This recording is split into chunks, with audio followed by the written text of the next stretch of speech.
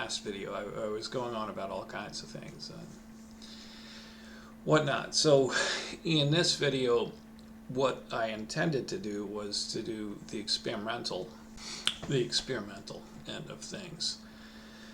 What happened was, it's with a cell phone, and so accidentally, while I thought I was recording, I had hit the stop button, and then so then I was showing all this really cool stuff, I thought, but it was just 10 minutes of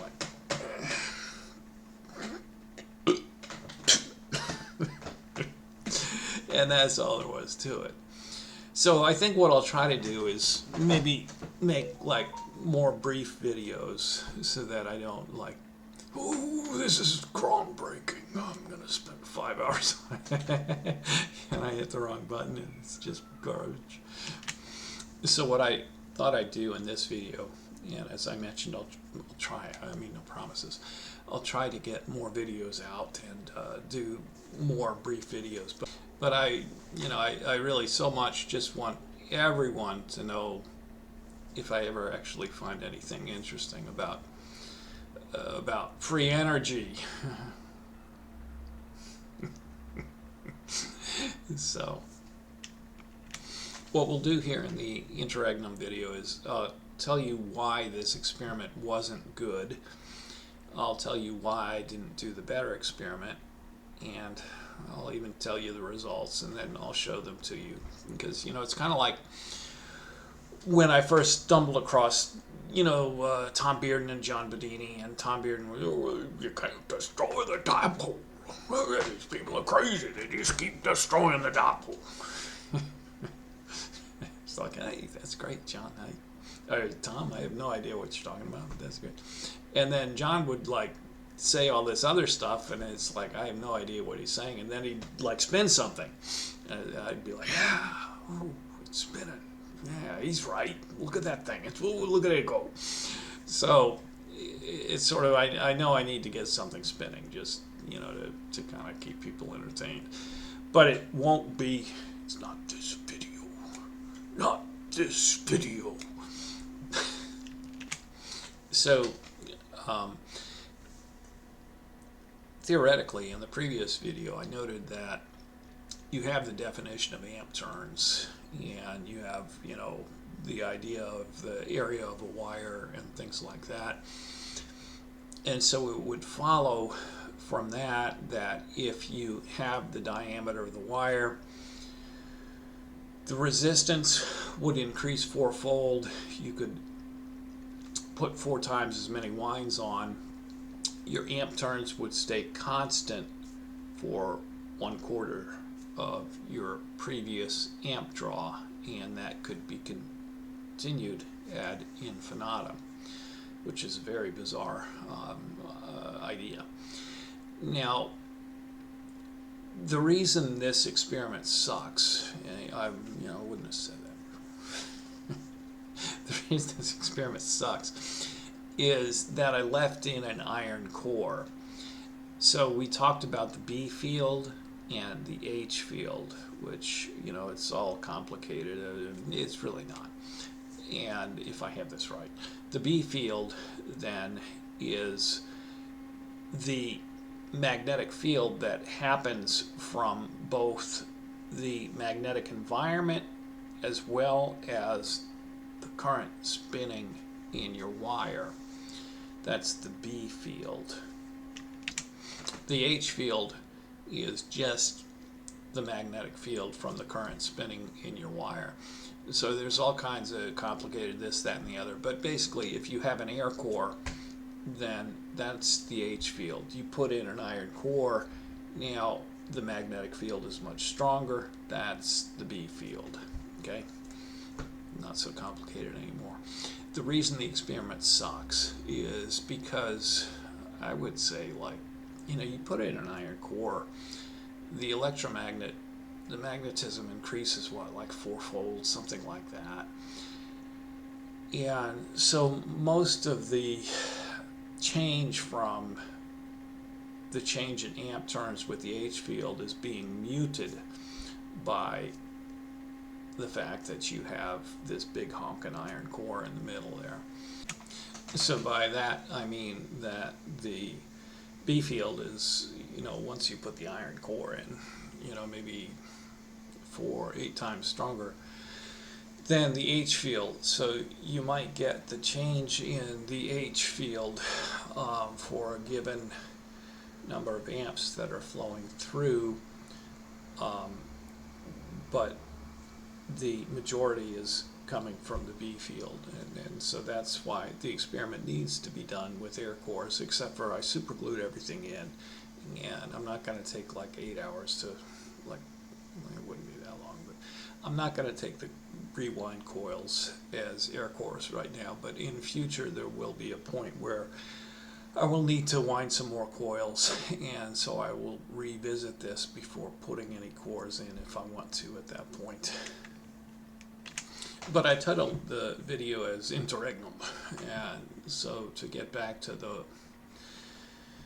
the title, I mean, I guess the first thing is just to kind of finish out where we're going, and then to talk about the 2 different branches we're going to go on to next.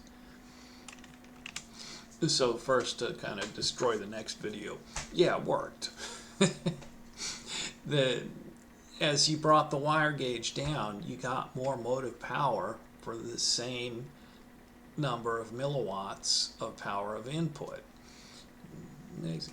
But it was only like, 10, 20, 30%.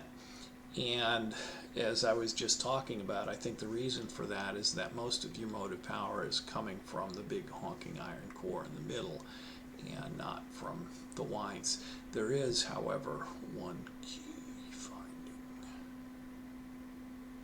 that I will not disclose now. There is a really interesting finding that also happens with the decrease in wire gauge, and I don't like it. I don't like it at all. Because, you look at, like, the stuff Bedini had, and then there was his acolyte, Rick Friedrich, and then there was the big dramatic falling out. And they've all got big honking, wires, and it's like, what the heck am I missing? The way I am going experimentally is go with thinner wires and higher voltage. So we'll finish up this. As I said, we'll finish up part 2, and I'll show you that, yeah, thinner wire does a little bit better. And I suspect it would do a lot better, but I don't know that yet. With motive force in terms of the number of watts of power you're putting in order to spin the rotor. The second question is related. You have, say, I always get it backwards here. I can't figure it out. You have your rotor here, and you have a magnet here and a magnet there. So what if you have one electromagnet there? What if you put a second electromagnet, identical second electromagnet there, in the right place to spin it? Will that behave the same as changing the wire gauge? I don't know. It's a mystery. But we're going to find out, and that's the third part of this. Depending on the result of that, I have some ideas, and I think it will behave similarly. You could go on that route, or you could go to more exotic setups. Interesting. And for this, we need to go back to something I mentioned a few videos ago, where I said there was a recent translation of Andre Ampère's work that had been lost to history, and I really need to read this and whatnot, and I still haven't. I said, I'm lazy, it'll take me a while to read it, and it's still taking me a while. But I read the first 20 pages, and I'll tell you this, sometimes, if I can't get to sleep, I start thinking about this stuff, and then I'm like, so I was thinking about the landmark experiment of Andre Ampere. You know, this was sort of the one where, and I see why they were saying it couldn't be and whatnot at the time. And once you understand that experiment, you understand Joseph Newman's big Eureka machine, you understand the window motor, which is basically, I don't know if John Bedini came up with it independently, if he was reading Andre Ampere, or if he like, well, you know, we can do some good, you know, much better commutation than Joseph Newman is. From there, you can go to Bedini's zero force motor, and I'll tell you this just to give you something to chew on. The zero force motor and the window motor are identical. Okay? They are identical. You just need to think about it for a little bit. I don't mean that they're identical in how they're constructed. I mean they're identical in that they're both using the exact same phenomena that Andre Ampere demonstrated in his landmark experiment. The strange, you know, zero force, window motor, Joseph Newman, I'd call them the Andre Ampere setups. And so we'll get all that done. Yes, we will. We'll get all that done, and hopefully you'll enjoy it as we go along.